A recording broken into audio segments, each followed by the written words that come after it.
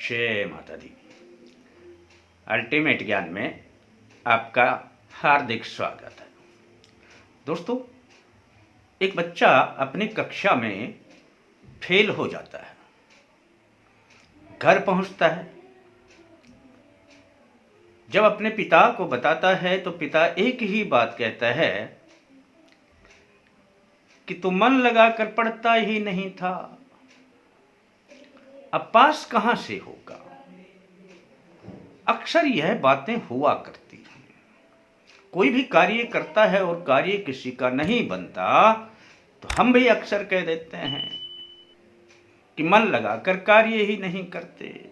भौतिक जीवन में जब दोस्तों ऐसा हुआ करता है तो अध्यात्म के क्षेत्र में तो इसका और भी अधिक प्रभाव पड़ता है।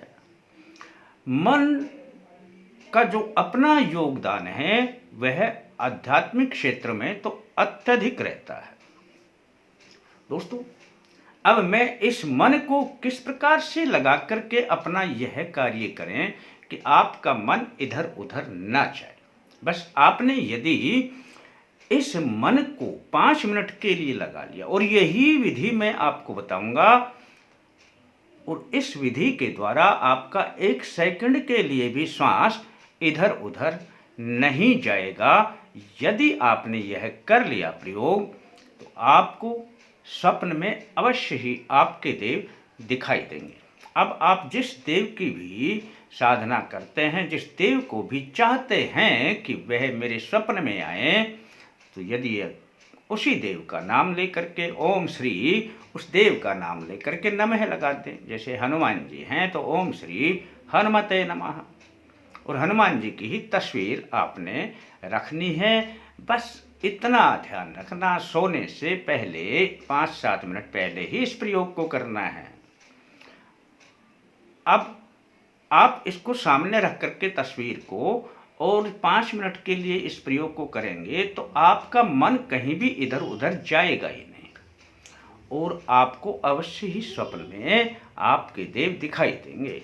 अगर आप किसी देवी की साधना करते हैं ओम श्री दुर्गाय नमः, भैरव की करते हैं ओम श्री भैरवाय नमः, लेकिन आप इतना ध्यान रखें कि जिसको भी चाहेंगे कि स्वप्न में आए उन्हीं की तस्वीर आपने लगानी है।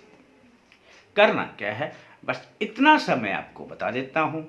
अब मैं अपने विषय पर आऊँ इससे पहले एक छोटी सी बात आपको और बता देता हूँ। इस दीपावली पे मनोकामना को पूर्ण करने वाला श्री सूक्त से और श्री लक्ष्मी चालीसा की चौपाइयों से और सभी देवों की आहुतियों से यज्ञ किया जाएगा हमारे संस्थान में। यदि आप अपनी आहुति लगवाना चाहते हैं तो आप दिए गए नंबर पे संपर्क कर सकते हैं।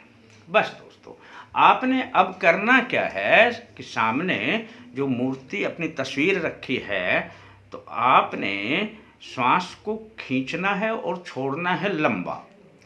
अब बस ऐसे लंबा खींचेंगे और लंबा ही छोड़ेंगे।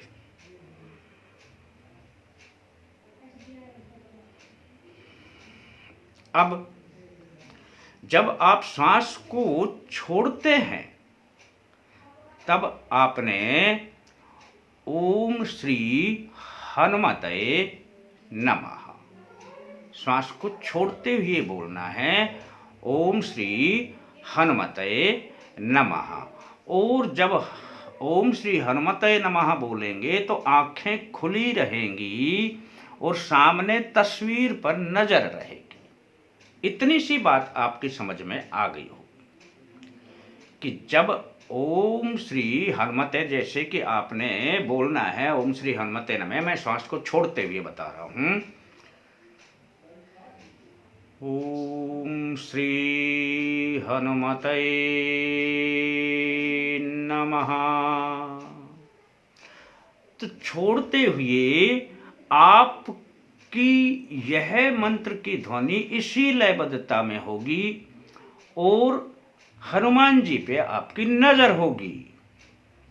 और अब श्वास को लेते हैं तो आंखें बंद कर लेनी हैं, और जिसको आप देख रहे थे उनका चित्र अपने आप ही आपके अक्ष में उभरने लग जाएगा।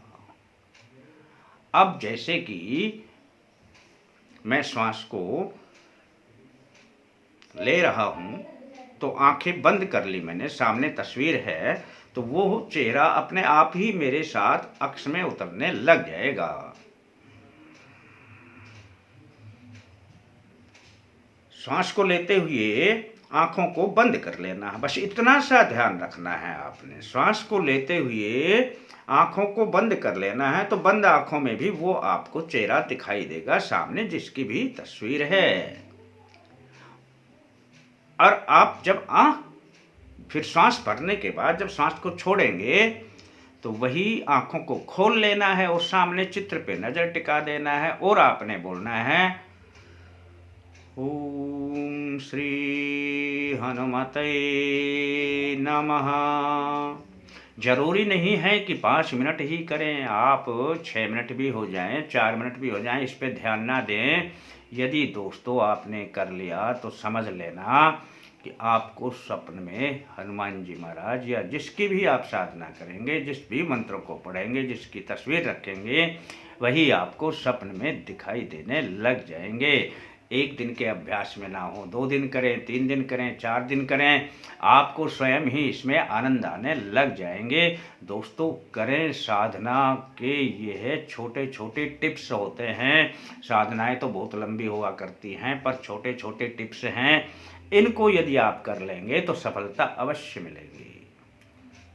अच्छा लगता है तो आप इसे लाइक अवश्य करें, आपके लिए सिर्फ इतना ही है। फिर मिलते हैं दोस्तों नए अंक के साथ, तब तक के लिए जय माता दी।